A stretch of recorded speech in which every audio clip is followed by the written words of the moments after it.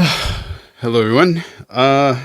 So let's see. If you've been paying attention, I've been a little bit quiet with the podcast, with recording, because it's always a push and pull, give and take, supply and demand of the people I can get onto the podcast. So between the last episode, where I basically addressed the fact that Kay Ross, who was on the podcast, out of sadness and desperation and going into a dark place, committed suicide. And that obviously would make me stop, because she and I fall in very similar areas of the library, if we put it that way. Yeah, it was very sobering. And my podcast is about inspiring people and being lively and recognizing that life is light and enjoyable. And then the 7th of October happened, and the insanity, brutality, craziness, serious, viral, awful brutality that came from Hamas it's a lot, especially when my podcast is about inspiring. And, what if life really is a gift? How do we make every second count? So there's that healing time, that sort of moment of taking a breath and going, what the fuck? Okay. Well, I got back on the horse and just said, okay, have to keep going. And thankfully, I got to speak with Danny Covey. He helped bring me back down to earth. And I hope you find his story as inspiring and uplifting. Yeah. So here's to life. Enjoy this episode. Shooting it raw? Yes. Shooting it raw.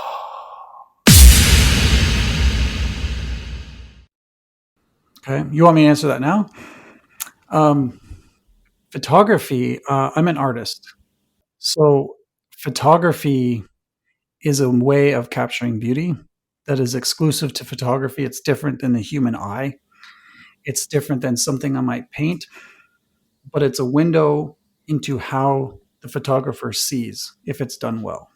Well, I was just actually a photographer this weekend, and we were talking about it. And to me, that's what a really good photographer does, is you're seeing the world through his or her eyes and how they're capturing, what they choose to focus on, what they choose to find beauty in, much like an artist would.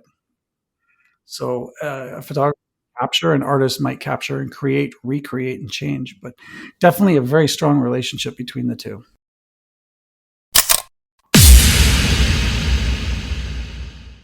Thank you. Okay, so Danny Covey, thank you very much for joining me on the podcast. I really appreciate, you taking the time and sharing, and just we've never met. I have no idea what it's like. It's like a gift. I'm going to unbox you slowly but surely and learn all about you. And this is great. Basically, the podcast asks, what if life really is a gift? How do we make every second count? And personally, in the past month, since as I have family in Israel and all this stuff, I can imagine that you can imagine that. It's a lot, right? Mm-hmm. So let's just see. Let's dive into your work. Let's see how you make sense of the world. The idea is that we all get allotted a certain finite number of seconds. Mm-hmm. Yeah. So let's go on to your first photograph.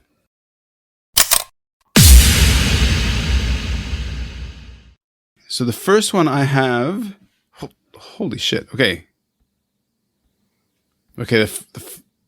So the first one I have is it's a diptych, or it's two images together in one. So on the left, it looks like you're intubated in a hospital. You have the whole, well, the sheets are up to your chest.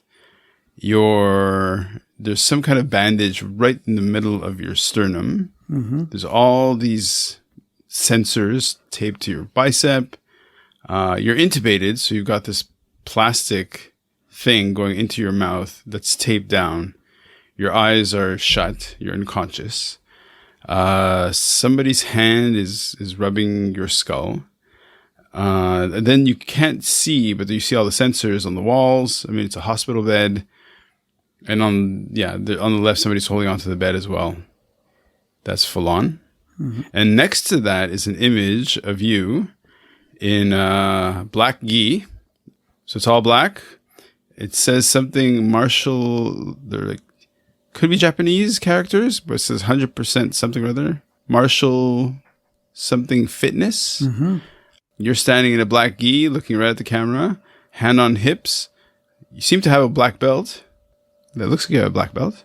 Mm-hmm. You're looking very neutrally at the photographer. Somewhat pleased, somewhat satisfied face. Danny, what is this? That is less than 1,000 words of something you've described. And that is the beauty of photography right there. What you are looking at on the left is an image of me having my 8th open heart surgery. 8? My 8th Holy open heart shit. surgery. That image was taken 7 years ago. My aorta had ruptured, and I nearly died on the operating table. And that picture is taken probably about a day after that surgery, where it was very touch and go. I didn't have blood or oxygen for 9 minutes. And not to spoil anything, but I made it. Yeah. And you're purposely looking at an image that's been contrasted because on the right side of that picture is me earning my black belt in Japanese Jiu-Jitsu 20 months later. Danny, respect. Oh man, okay. Since I'm a podcaster, Mm-hmm. of course I'm doing jiu-jitsu. I think it's kind of like almost a prerequisite. I'm saying this facetiously. Black belt in jiu-jitsu, Japanese jiu-jitsu. Several open heart surgeries. Where are you? Where in the world are you? So I live in Ottawa, Ontario, Canada. Okay. Which is a couple blocks away from you. You know, I grew up in Montreal, so I hitchhike to Ottawa all the time. Okay, so we're not far. I'm about an hour from Montreal. So do you live in Ottawa or do you live in... Kind of on the outskirts of Ottawa. If I say Ottawa, people know where it is. If I say Cumberland, everyone's like, where's that? I'm like, It's in Ottawa. Right. Okay, so this is all about... I've been intubated as well. Technically not breathing, no blood to my brain as well. So we share that. How did you first end up in the hospital? So that picture kind of is starting us at more towards the end of my journey, or where I'm currently at. But to really tell that story properly, it's not my story at all. It's my parents. And so when I was about 11 months old, I flopped over one day. Just flopped over, stopped breathing. My parents thought I was choking on something. Was rushed to the hospital. I was revived. The doctors were perplexed. And my parents, very concerned, didn't know what had happened. And they thought that was the end of it. Well, that cycle of me flopping over, stopping breathing completely, turning gray, rushing to the hospital happened 8, 9, 10 times over the course of a few months. And my parents went from cardiologist to cardiologist, from doctor to doctor, trying to find what on earth is going on. At 11 months old, I had my first heart operation, which was a relatively small procedure, but they determined that there was a problem with my aortic valve and my mitral. Mm-hmm. And this pattern of like going unconscious and being revived happened several more times until I was eventually flown to Sick Kids Hospital in Toronto, Ontario, Canada, And at 18 Mm-hmm. months, I had my first open heart surgery where I was given a 20% chance to live. And that's really where all of this started. Really, it predates my Oh, memories of it. I grew up with scars on my body when I was younger. I didn't know how they got there. I'd heard the stories, but it's really my parents' story of just yeah. literally going through hell for several years and Oh, just, trusting that, I would survive, and I did survive, especially that first surgery. But then as I was wow. growing up, like age 8, age 12, 13, 14, I'm having more surgeries because my mitral valve was fixed, but my aortic valve was still causing problems.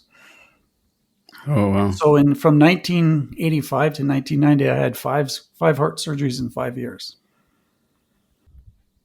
Your poor parents.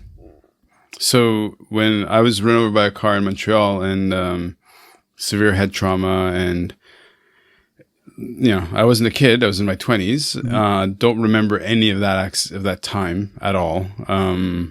But yeah, like what I know about that is that the people around you really are the ones who live through that trauma, right? Yeah. And so, oh, your poor parents. Um, so in terms of your growing up, if we kind of open the door of like self-limiting beliefs, right? Mhm. Of okay, like living, but also having this cloud or this sort of shadow or whatever metaphor Mhm. over you. What was that like growing up? I mean, in terms of being told you can, you can't. Yeah, you said it. I describe growing up, and it was like having a dark cloud follow me. And Mm-hmm. sometimes that cloud was just there in the background and it would get closer. Other times it was a full storm, and that was surgery. Mm-hmm. But I grew up, I never did gym class.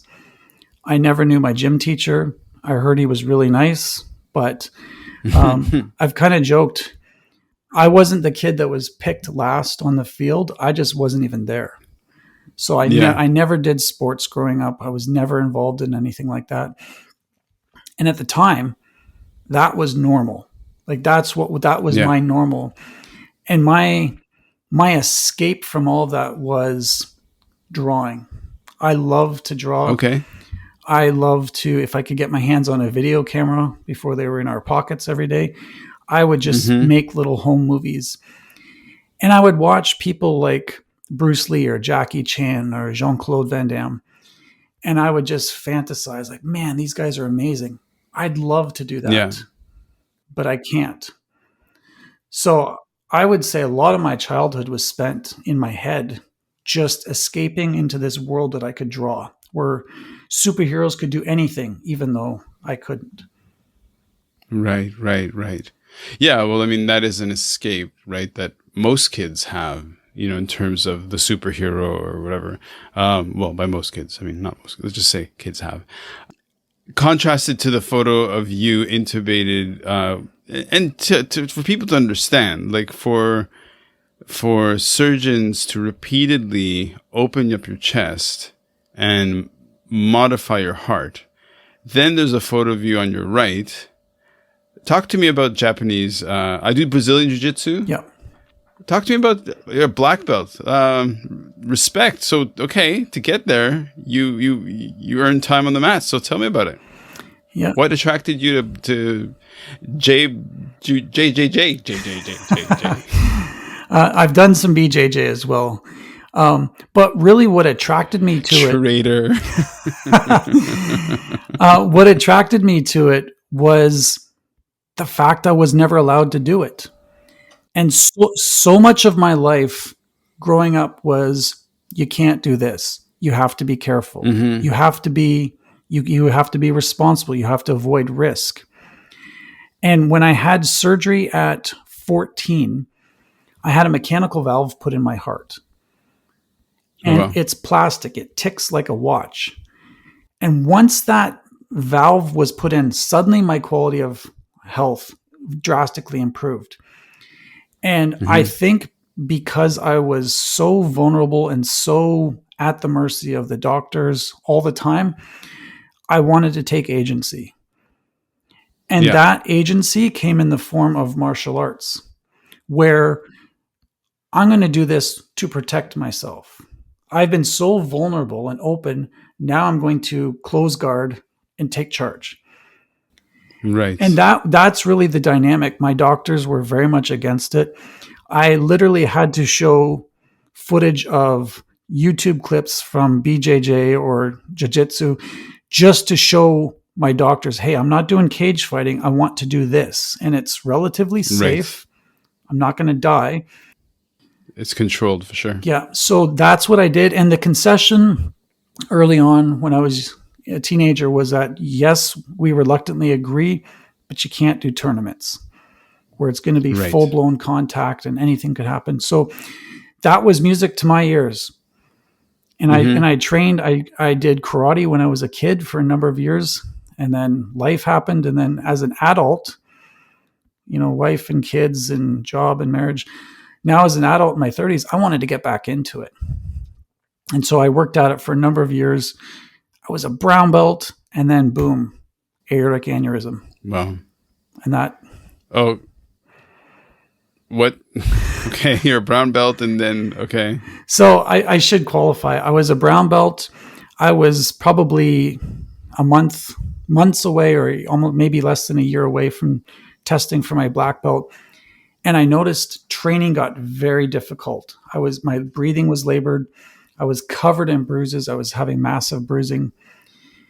And I saw my cardiologist, and my aortic arch had drastically enlarged.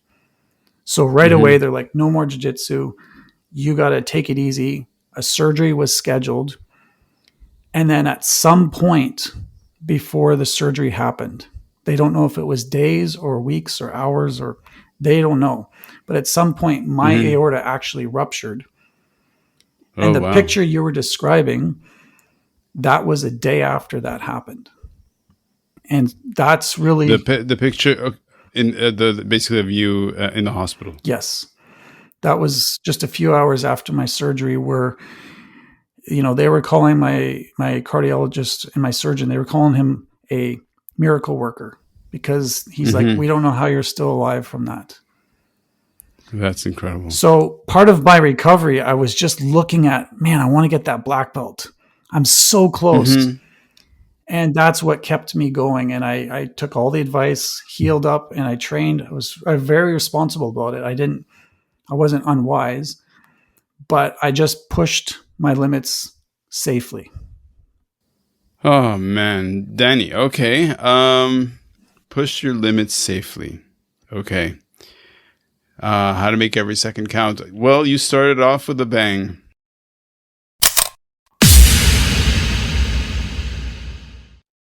Look at that sweet photo. Okay, it's a professional photograph. Oh, what a sweet photo. Okay, so first of all, you're wearing maybe a black dress shirt, polo shirt. Hard to tell. It's perfectly black. But the background is all white, so it looks like it's a professionally done image with a nice light box. So the light's super diffused. You've got a nice beard going, nice glasses. Same. Look, basically the same. The face that I see now while talking to you in video versus, I think you're smiling. Well, whoever the photographer is got you at a perfect little moment. She did, because the smile is really sweet. Yeah, so it looks like a professional headshot. Yep. It's interesting because you're off center, so it's a square format as I see it, and your body's coming from the bottom left in an angle coming up. That's a great portrait. Yeah, and that summarizes it's left field. I wanted a headshot, but I knew I didn't want just a headshot, and I wanted something that was fun, creative, minimal, but off in some fun way. Good. You clearly have language and distinctions and all the great words about the creative aesthetic vision. So yeah, that you would go to a photographer and say, "This is kind of what I want, and this is what she gave." Dude, fantastic. Yeah, she was awesome. Unposed photography. Great. No, but wait, this is you though, because it's also if you gave her that direction, then you're the creative director. I looked as pretty as I could. That's the creative direction I gave. You cleaned up nice. Hey, you cleaned up fucking nice. What can I say? So okay, why did you get your headshot done? Part of it was I was working backwards. I wanted a website, and I wanted my website to reflect the creative things that I like to do. So I dabble in video, I dabble in graphic design and illustration and writing. So I wanted something fun, and I knew, okay, I need this website to be simple, minimalist, but it's got to have a good imaging. It's got to have a good visual. Yes. And it has to be... Okay, I have to interrupt. Sorry, I have to interrupt. Okay. Website, please. What's the website? It's pretty simple. It's dannycovey.com. Okay. It's just my name. DANNYCOVEY.com. That's it. Sweet. Okay, I rudely interrupted you, but you want to continue, or do you want me to ask you a question? No, I was actually just thinking, like, as somebody who's in marketing and graphic design, I needed to brand my website, brand myself, so that if somebody's looking for me on LinkedIn, or they're getting my resume, or they're going to my website, it's a consistent professional image, no matter where they turn. And that was the idea behind it. I need to do this properly. Right. What did you study that you would know these things? Yes, D, all of the above. I have a Master of Arts in illustration and commercial art, but I've done graphic design, photography, video, marketing, teaching. I've done a little bit of everything. It's the whole jack of all trades, master of none kind of mentality. Well, we're in the same pool. How have you been dealing with post-COVID /AI /blah, blah, blah? How are you doing? I haven't been replaced yet. But I have dabbled around with AI, and I see the potential. I see the potential for good, but I also see the potential for the jobs that it may take away. I see the potential for the harm creatively it could do in the short term. But I think, candidly, long term, what that will do, it commoditizes art, but it will long term drive a market for human art, if I can say it that way. Okay. Something crafted, just like assembly line furniture has a place, but handcrafted art, or handcrafted furniture, or whatever it may be, it drives the market for that in a different way. So I think it's a short-term toy that I think it'll never replace people, because it can't. Oh wow! Well, listen to you. I haven't heard. I haven't heard that description. That was really okay. Yeah, you've given me hope. Thanks. Well, I hope I'm right. It might hurt in the short term. Yeah. But I think long term it will drive that demand for, hey, I want to know the artist behind it, because there's a story behind it. And I find with a lot of AI driven art, it's not a story. It's a cobbling of, give me this, this, and this, and this. It's a McDonald's drive-through, and here you go. But it's not food made with love. Yeah. Yeah. Okay, so let's talk about your. So I give you this platform, not this platform. We have this moment, you and I. Mm-hmm. You're sharing who you are. We start off with, an explosion, an incredible start.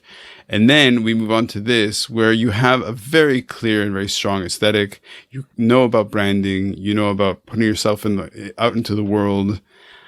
So how does your understanding of your own life and the precariousness, because, when you're having been in hospitals that much and on something so serious, it's like you're like, your doctors are telling you you're on the knife edge. Like, it's amazing that you survived. How does that, or does that even, and it must inform your work or how you go out into the world professionally? Like, imagine there's a question. Yeah, I'm going to answer that with a really short story, and you'll see where I'm going. Nice. I was walking my dog the other day, and I had my Bluetooth headphones on. I'm listening to a song that I really like. And then I get that beeping in my ear that says my batteries are almost dead and my headphones are going to shut off any second. Oh, okay. So now I'm listening to this song, realizing that at any moment it'll just stop and it's over. Uh-huh.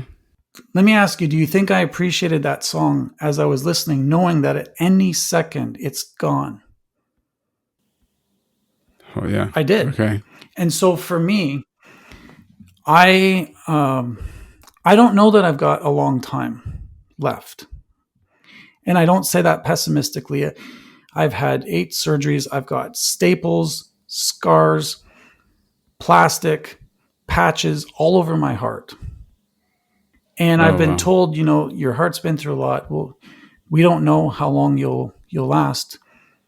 And when I was younger, I didn't think about it very much. Now that I'm a bit older, I'm like, well, did they mean 50? Did they mean 70? Mm-hmm.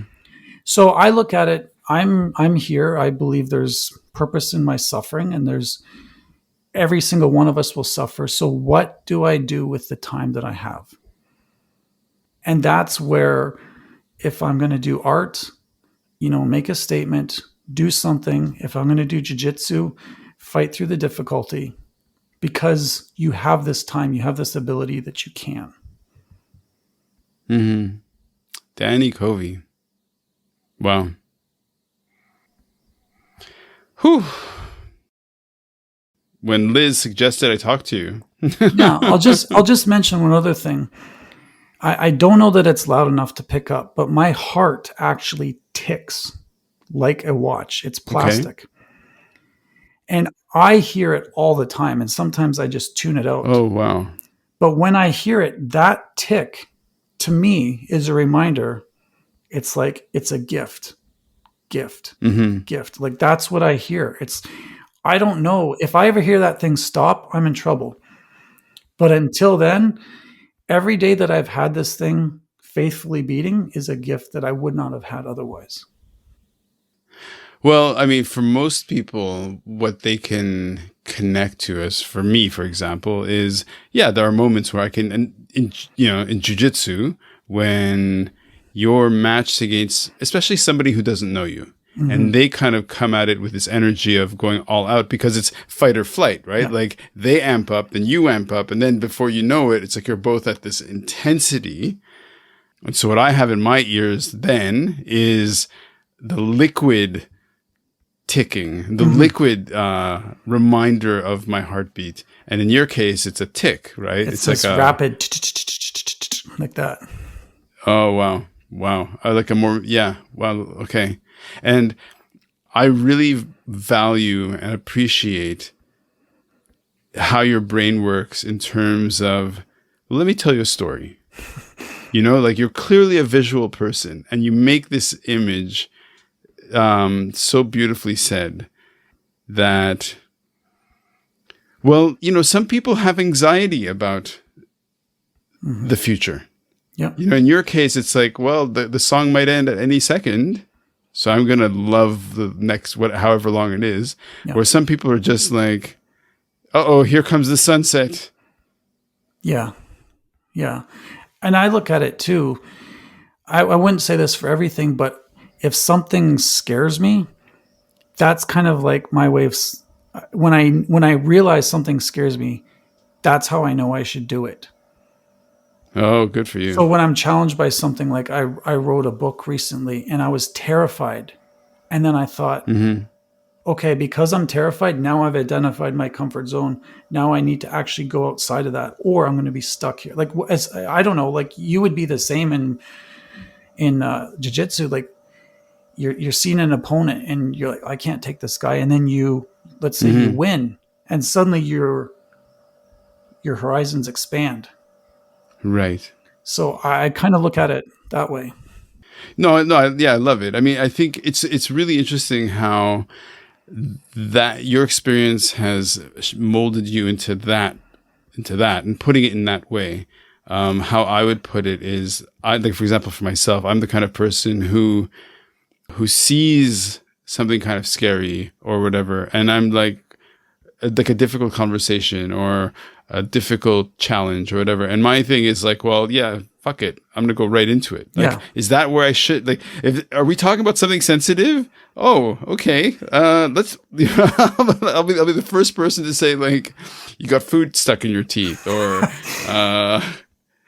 what are your feelings about genital warts? You know, like, whatever it is, you know, like. I think we end up in the same place. I would see the food in somebody's teeth and then be like, oh, I don't want to tell them.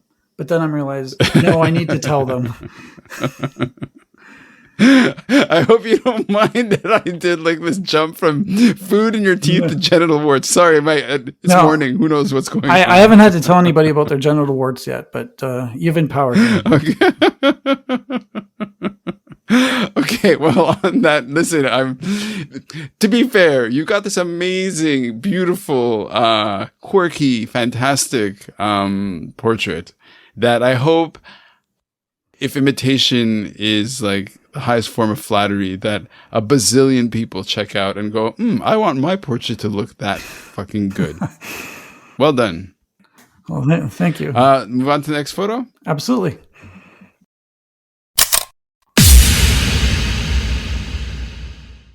Danny Covey is in the house. Okay, wait a second. You're pulling a fast one. Okay. This is another studio shot. The background is a very smooth blue, like not a high noon blue kind of sky, but more of a muted blue. It's like almost like a metallic blue. You're wearing this button-up shirt. Very nice. You can't see your hands, but they're crossed. You're very similar. You have a good facing camera expression. Looking right at the camera. It could have been done on the same photo shoot. So walk us through this image. This was actually the image that was used for my book that I recently published. Right. Yeah, and I wanted to convey, again, simple, direct, confident, and hope. Nice. And I didn't want to use any extraneous items except just posture and facial expression, just to convey that message. And very business casual, very approachable. Yeah. Very. So listen, okay. Title of the book, please. Scar tissue. Of course, it would be scar tissue. And scar tissue is it's not just physical scar tissue. In my book, I talk about it as a concept, as an attitude. And I believe that. And how I relate it is, I read an interesting fact about scar tissue that said scar tissue is actually stronger than human skin because there's no hair follicles, no sweat glands. It's just tissue drawn together and healed over. And what I love is scar tissue is stronger. It's ugly, but if you allow a wound to heal, it becomes scar tissue and it becomes stronger than it was before. And that's the concept I tried to get across in my book. And that's what I wanted that cover photo to convey is, hey, stronger through adversity. Oh man. How old is your book? When did it publish? June. What? Yeah. Well, congratulations. Thank you. Thank you. Happy babies. I know books, and I know the I'd say on the conservative side, I don't know how ambitious you are. If you got a black belt so quickly, how long did it take for you to write this book? I wrote it in about a year. I wrote it during the pandemic, and then I shopped around for an editor, an agent, and then a publisher. I did not want to self-publish. I wanted a publishing company behind me. And so Yep. it took me about another year to find that. And then here we are. Oh wow, good for you. Yeah. Scar tissue. Okay, so it's been out for however many months.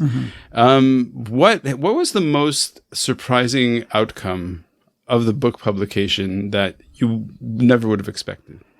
It's I'm a bit jaded. and what I mean by that is you may have this fantastic idea for a movie. You're not going to stroll into Warner Brothers, knock on the door and say, check out my cool script. They're going to say, go get an agent. Who are you? Get out of my building. And so I found the hard way of shopping around and looking and trying. It was closed door after closed door after closed door. And that's irregardless of your content, whether it's good, whether it's bad. Yep. So it just made me realize, well, of course it's like this. Everybody who writes thinks they've got the next amazing idea. And I'm no different. So I had to learn the ropes of the process. And then I found a publisher who would take a chance on me. Very supportive. But yeah, that whole process, I was very naive in the beginning, for sure. Well, because it's a learning curve, and you get to kind of, you have to experience it, and some people, who knows what ignites posterity, who knows what ignites fame or the moment or whatever you want to call it. Now, what kind of book is this? Is it a nonfiction book, or is it it's a novel? It's just like a memoir, a biography of my story. Okay. So it chronologically tells 2 stories, one of just me growing up with heart surgeries. And then I have these aside chapters that talk about what I call my black belt journey. And then I'm over the whole book, I'm kind of wrestling with a theme of survivor's guilt, which is something I've been very challenged by over the years. Yeah. No, okay. Well, let's dive into there. I don't know why there came in. The word "there" came out that way, but yeah, let's dive into there. Survivor's guilt. Walk somebody through why your life or experience or thoughts or whatever would go into that direction. It hit me more as I'd say in my teens, but at 3 of my surgeries, I've almost died. And there's a measure where, okay, you cheat death once, or you live once, and then it happens again and again. And it's Russian roulette. And eventually you're saying, well, what are my odds? Like, why me? And I had other kids that I was in hospital with, and some of them are no longer here. I've gone to the hospital with several friends who fought against cancer with everything they had. They were hopeful, they were optimistic, they were determined, and they're not here. And so it kind of leaves me saying, well, why am I here? Why not them? And it's not something we'll ever know. I don't know. And that's something I, like I said, I wrestled with in the book. I didn't come to any satisfactory conclusion. And I think with a lot of questions, why were you hit by a car? I don't know, but it happened. And so after wrestling with that, I don't think I'll ever have an answer. But what I can answer, and I think it's a better question, it's the question I've asked with every surgery, is I don't know why, but I can say, what is there that I need to learn from this? What is this teaching me? I'm in these specific set of circumstances. I'll never know why, but what can I learn from this? And every time I've faced a situation, you get answers. Or I can say, you know what? I can learn these sets of things from this tragic ordeal and move on. And so it's kind of helped me frame, at least with survivor's guilt, I don't know. My friends who are not here, they didn't deserve to die. I didn't deserve to live. I don't know. Mm. But Well, here's what I'm learning.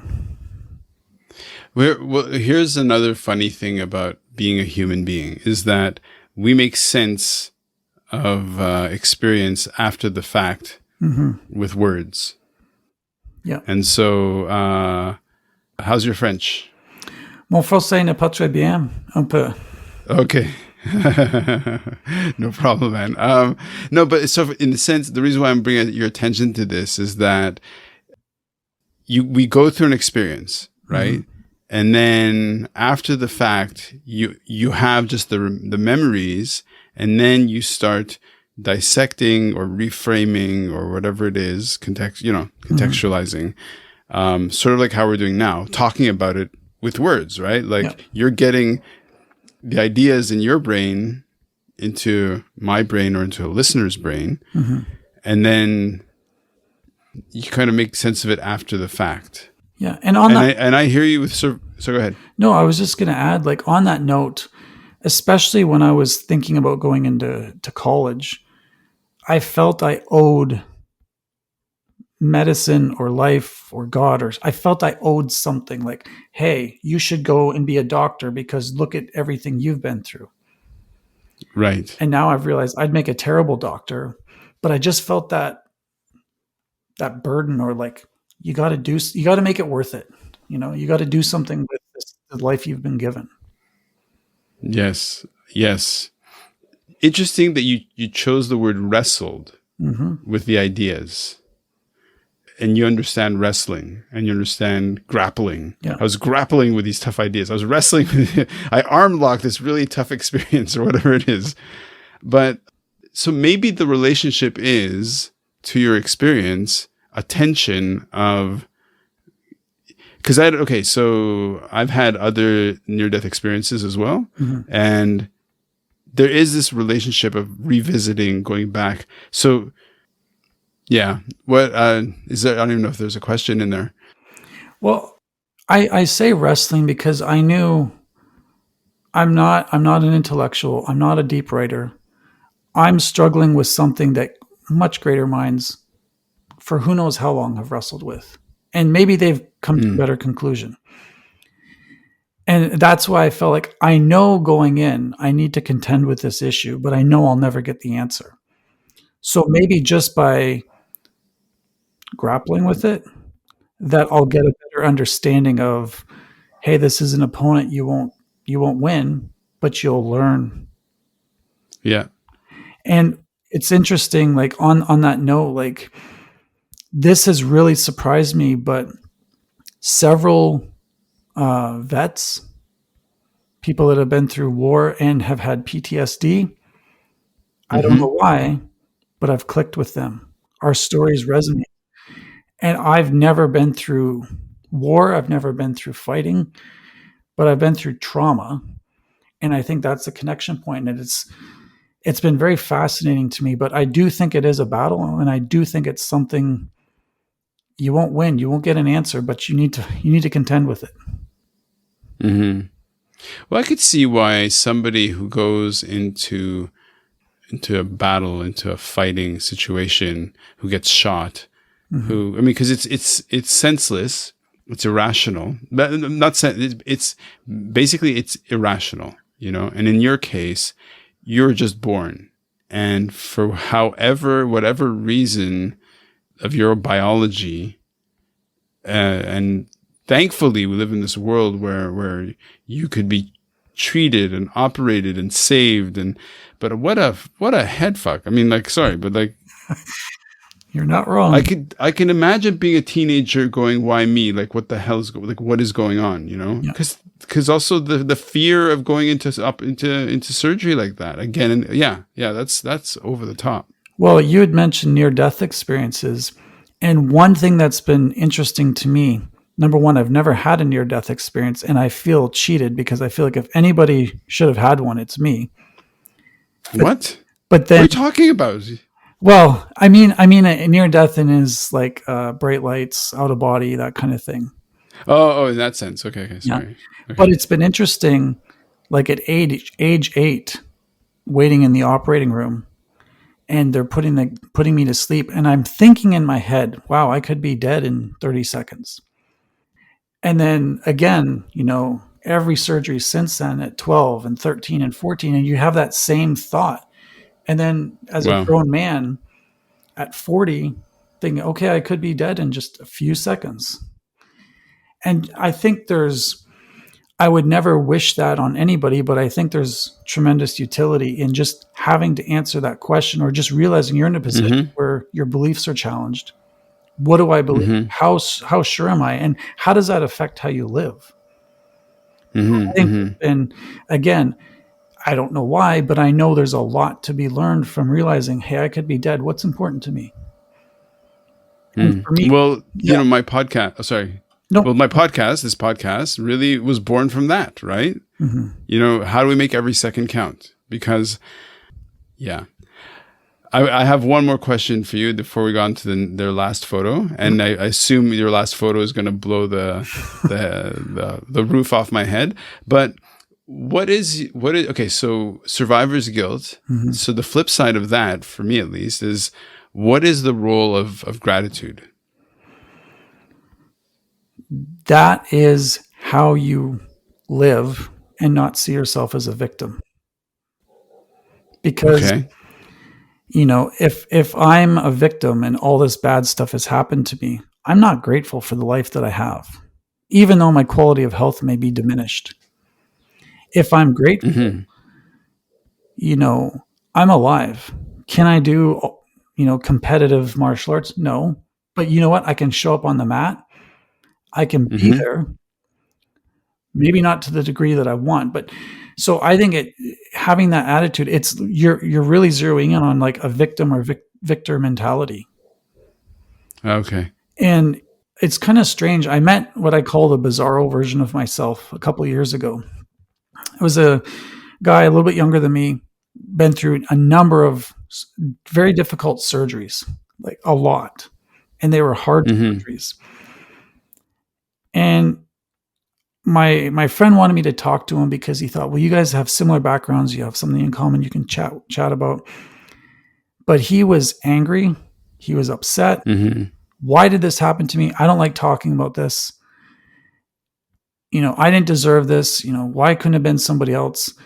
And I'm sitting here saying, well, but there's a reason, and we can learn.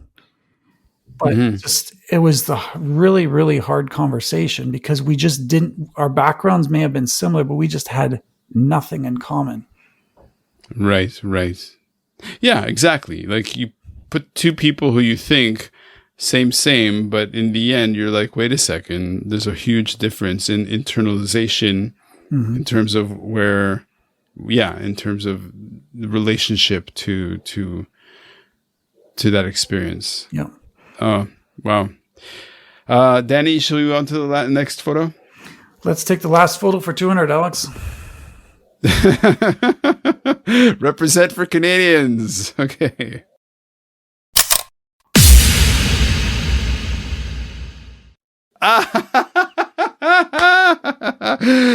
No.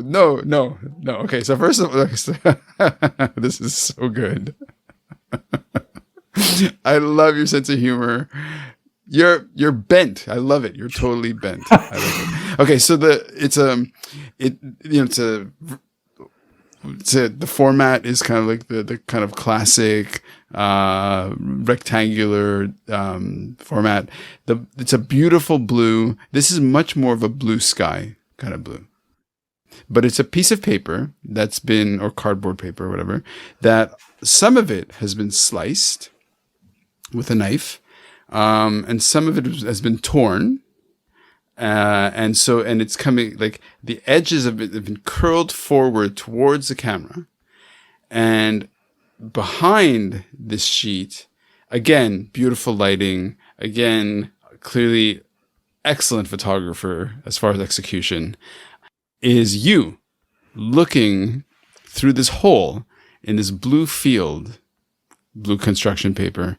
But in effect, it's kind of like on the screen, it's like somebody came in, ripped open this blue field to reveal you're not smiling. You're kind of looking more like peekaboo. Not really, but it's very playful. I love it. I love it. That photo is one word: mischief. Yes. Yes.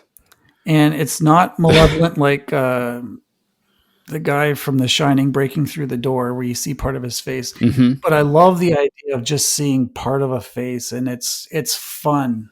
There's fun back there. So good. But it's subtle. So good. Yeah. So that's I do have a good sense of humor despite everything, or maybe because of it. Yep. I'll tell you this story. There was one night in hospital I was feeling sorry for myself because I was uncomfortable, and I'm walking around the floor and I'm passing every room.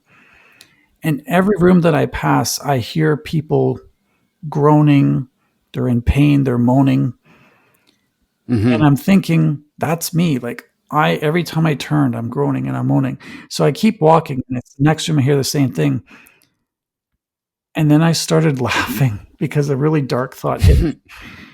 I thought, we sound like a bunch of extras from The Walking Dead. Right.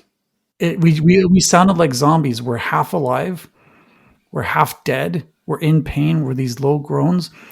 But, your mind goes to these dark things and you laugh. And maybe it's inappropriate, but it's funny. And I felt better. Well, it's a short circuit. It's your body saying, I need a release of some sort. You're walking, so the movement. So we have another parallel in that, okay, so you've got this photo, mischief, and that's the expression. The expression is kind of like, it's not like you're looking malevolently. Your eyes are this beautiful blue too. Look at that. Look at your face. So I think one parallel in my life is I love being called a brat. Right? Not because I'm an ass, but I just love to be a little bit of a brat. And so I can recognize that in this photo. Yeah. Love it. Oh, I do too. I love just poking the bear. Such a Canadian. You're not going to attack the bear. You're not going to hurt it. You're just going to poke it and just see. Such a Canadian. Okay. So talk to me about what kind of work do you do? I mean, you have such a good aesthetic, good eye, good playfulness. Like I said, you're bent, right? So what kind of work are you doing? So I work full time in marketing and graphic design, but I'm bored easily. So I do a lot of different things. So my daily job might be working on a website, writing a script, filming, nice, creating a technical drawing. And then, of course, what I do for fun is what I do on the side. So I'm helping a friend with his knife business, and I'm creating a little short video for him. I've taught art part-time as well. And to be candid, I love just all of it. I think if I just did one thing every day and only that one thing, I'd get bored pretty fast. But I like just being able to just take different facets and just do different things. It's all creative. And I love it. Like being the center of attention, but I love creating it and then just sitting back and watching. I want to go back to scar tissue just for a second. How do we connect scar tissue to this photo? Okay, so I'm talking to you on the left. There's the video. We're interacting like humans. Yeah. It's great. On the right is this perfect blue, IBM blue, and this construction paper ripped forward. This mischief, cheeky, bratty man is looking through. Okay. Scar tissue, what's interesting about it is that it is actually stronger than normal skin. As it happens, I had a person on the podcast who's a tissue engineer, and her research is to look at, so basically how she put it is that skin or tissue creates scaffolds, right? Mm-hmm. And as a tissue engineer, she wants to create the scaffolding artificially so that other cells, be it your heart cell, cardiac cells, skin cell, whatever it is, uses that scaffold to kind of fill in or build even stronger tissue. So yeah, like how do you make those connect or riff off of those connections? So the photo you're describing, I think, is what happens when you allow a wound to heal and you become stronger and you fill your life with gratitude. Is you can enjoy, you can have fun, be fun, poke fun. Mm-hmm. You're not going to do that if you're bitter, if you're upset, if you're a victim.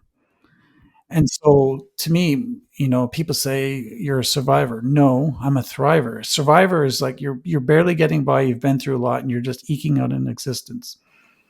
But what Mm-hmm. makes that distinction is, hey, I'm so grateful to be here. I love what I do. I want to share that with others. So there's a joy that comes from that gratitude that you share. And I Mm-hmm. love having a sense of humor because sometimes your attitude is the only thing you can control. Like growing up, I couldn't Yep. control, what I went through, but hey, I could cartoon my doctors. I could draw them, make them laugh. And that's the small Mm. agency that I could exert at that time. Right. Right. Yeah. DannyCovey.com, Mm-hmm. Scar Tissue, the book. So you skirted around that because you said you became a little bit jaded because of how the book came out. So, um, writing a book is, especially the first one, you're kind of like understanding the process of it, and you're like, Yes. oh, it's kind of painful and annoying. Mm-hmm. So it's published, it's out there. You said vets got back to you, or some vets Yeah. kind of really connected with it. Yeah. If we go by this idea that we inspire by being inspired Mm-hmm. by people, right?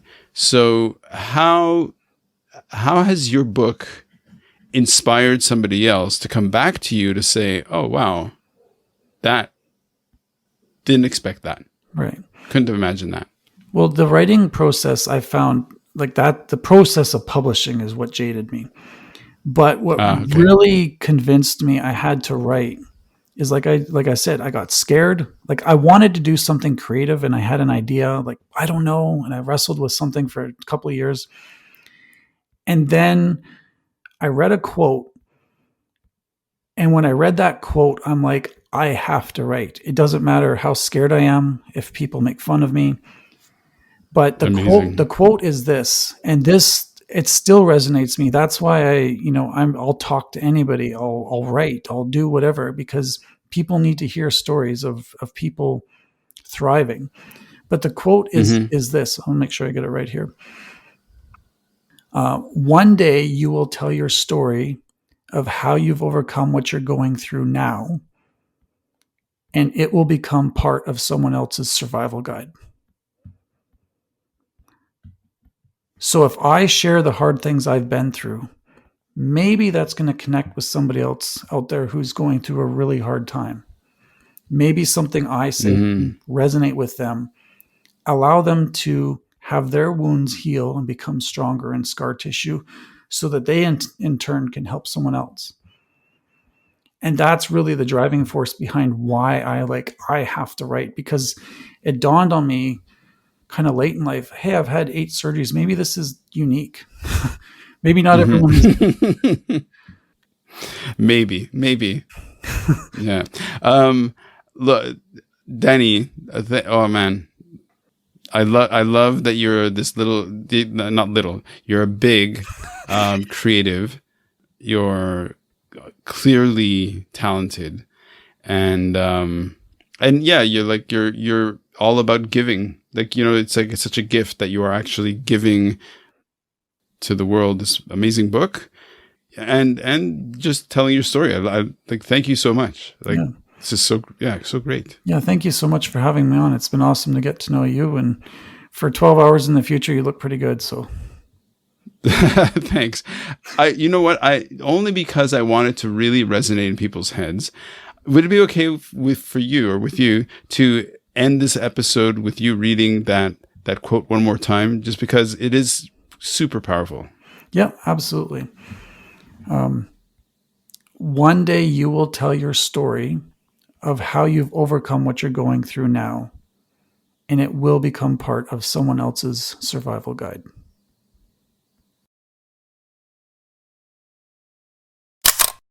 Shooting it raw? Yes. Shooting it